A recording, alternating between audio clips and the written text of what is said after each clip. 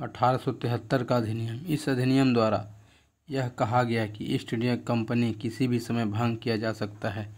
1 जनवरी 1884 को east India company को औपचारिक रूप से भंग कर दिया गया। 1876 का शाही उपाधि अधिनियम। इस अधिनियम द्वारा 28 अप्रैल 1876 को एक घोषणा द्वारा महारानी विक्टोरिया को भारत की सामग्री घोषित किया गया। 1892 का भारत परिषद अधिनियम। इस अधिनियम की मुख्य विशेषता थी अप्रत्यक्ष चुनाव प्रणाली की शुरुआत।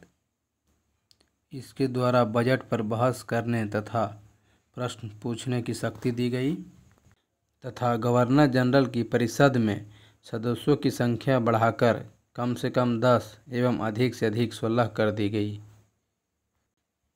1909 का भारतीय परिषद अधिनियम पार्लियामेंट्री रिफॉर्म।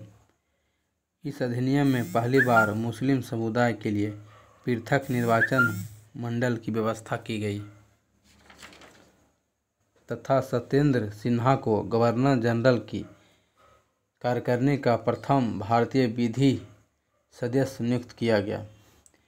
भारतीय विधान परिषद में सदस्यों की संख्या 60 कर दी गई और 9 प्रदेश सदस्यों का प्रावधान किया गया तथा इसके तहत presidency, corporation, chamber of commerce, विश्वविद्यालयों और जमींदारियों के लिए अलग प्रतिनिधित्व का प्रावधान किया गया।